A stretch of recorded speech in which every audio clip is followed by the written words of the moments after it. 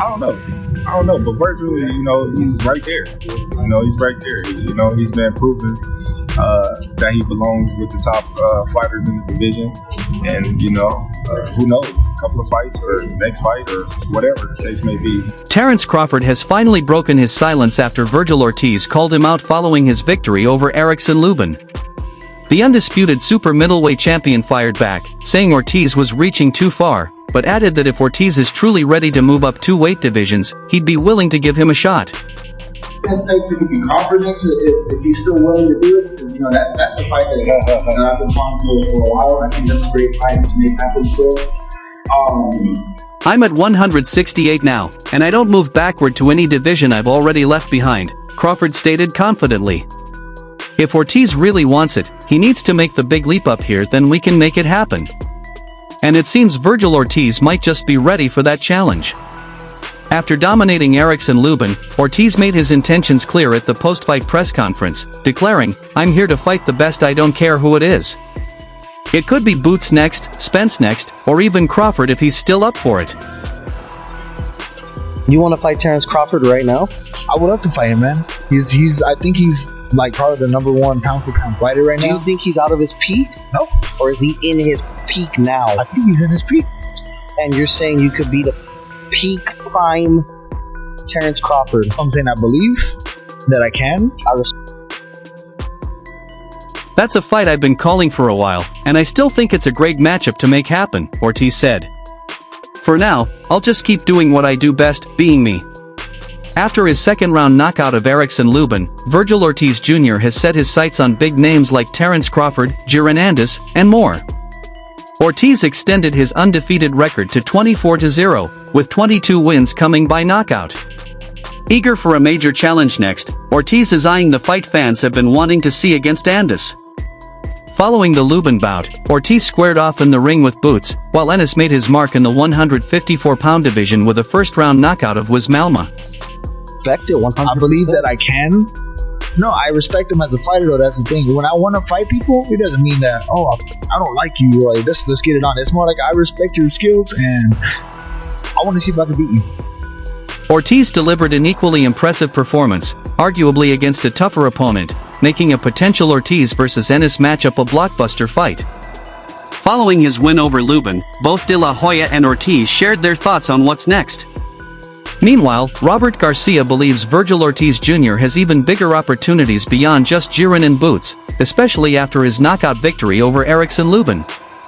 This fight division, both it would do really good numbers on pay-per-view because they should put it on pay-per-view. I think it would do really good numbers on pay-per-view, and the gate would be. Ortiz needed only 2 rounds to stop Lubin, improving his record to 24-0 and securing his second defense of the WBC interim super lightweight title. The win led to a tense face-off with Ennis in the ring, hinting that a clash between the 2 title holders could be next. However, Ortiz's trainer, Robert Garcia, believes his fighter has several opportunities beyond just Ennis. "We're ready for anybody, but we have a lot of options," Garcia told SB Nation after the fight. Fighters, and you named your GOAT as Bud Crawford, and I think a lot of folks were surprised, because obviously a contemporary, somebody called out in the past. Why did you rank him as your GOAT? Well, I think this is gonna sound there was a little bit of a misunderstanding. I thought I could only choose one person for GOAT, so he was the... Sebastian Fondore is our mandatory, so we'd love to take that fight as well. Errol Spence was here, Jermall Charlo was here, and of course, Boots is here too. Any of those big matchups could happen, we're ready for all of them, Ortiz's trainer Robert Garcia said. Ortiz currently holds the WBC interim 154-pound title, with Fondora recognized as the regular champion. While a unification bout would make sense, Fondora is still connected to former champion Keith Thurman.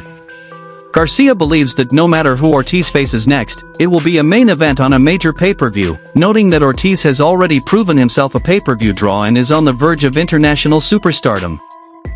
Vincent as well, and then one of those fights, Crawford was there in the corner, and you were calling him out. You were saying, "Hey, I will take a fight," because they asked you, "Would you like to fight with Crawford?" "Yeah, I would like to take a fight with him." And moving to today, obviously with his performance against Canelo, do you feel like the fight with Crawford is closer more than ever now? First, I'll answer the question. I think this is the perfect moment for Vergil, a Mexican-American, to become a true pay-per-view star, the fighter everyone wants to challenge because it's the biggest fight on the line, Garcia said. We have so many options. If it's Boots, great, that's a huge fight. The same goes for Spence, Charlo, Fonora, or Xander Zaz. Any of these matchups can turn Vergil into a superstar for Mexican-Americans. Eddie Hearn and Errol Spence were ringside for Ortiz Jr.'s fight against Lubin, but Oscar de la Hoya admitted they might have been better off skipping it. I'm actually skeptical because I told Eddie and Boots, don't come watch Vergil live, you're going to be afraid of what you see, he said. The question, is this the fight that you want next? Vergil Ortiz against Duran Boots Ennis. I think this is the fight that has to happen, man. I think this is it. It's the best fight in boxing. I think he did a great job. He looked good. But I'm going to show the world why I'm the best in the world. I'm going to show his team. They've been talking all crazy. I'm going to sit down with Eddie Hearn. Obviously, we have the upper hand because Vergil is the better man, and we'll see if we can come to terms, which I'm confident we will, De La Hoya said. He also noted that Andis might opt for another tune-up fight after witnessing the threat Ortiz poses. The Golden Boy added that Ortiz hopes to secure the financial terms he wants from a potential matchup with Boots, who is widely regarded as one of boxing's top fighters today. Anyone, if it's a good fight, if I feel like it's gonna be a great fight, which of course with Crawford, that's a no-brainer for sure. We got to get past this fight, and we can talk about the future. WBC interim super welterweight champion Vergil Ortiz Jr. showcased his devastating power once again by stopping Erickson Lubin just 1 minute and 30 seconds into the second round at Dickies Arena in Fort Worth, Texas. With the win, Ortiz extended his perfect record and sent a clear warning to the rest of the division. From the opening bell, he set the pace and demonstrated his strength. Lubin managed to survive the first round, but in the second, Ortiz unleashed a flawless combination that pinned Lubin against the ropes, forcing the referee to stop the fight. Talking crazy, and I'm going to back it up, and I'm going to show the world why I'm the best in the world. But like I said, but no one's been talking crazy, bro. Your dad is the first one that said that I was ducking. It's on video. It is on video that he said we ducked and we didn't get no offer. It don't matter. The time is now. It's that time. Let's get this money and make this fight happen. Ortiz's dominant performance once again highlighted his ability to finish fights with authority. His explosive power and pinpoint accuracy have cemented him as one of the most feared punchers in the super welterweight division, building excitement for his next major challenge. Meanwhile, Terence Crawford, when asked about his upcoming plans, revealed he'll be fighting in 2026. His likely opponent appears to be Dmitry Bivol, with negotiations reportedly underway behind the scenes. I'm definitely not going back to 154, and I'm not moving up to 175. We're planning for 160, and Bivol is my target right now, Crawford said. That's the only fight that matters for legacy at this point. But if you were at 168, when we think about anybody at 168 outside of Canelo, the first name that comes to anybody's mind is David Benavidez.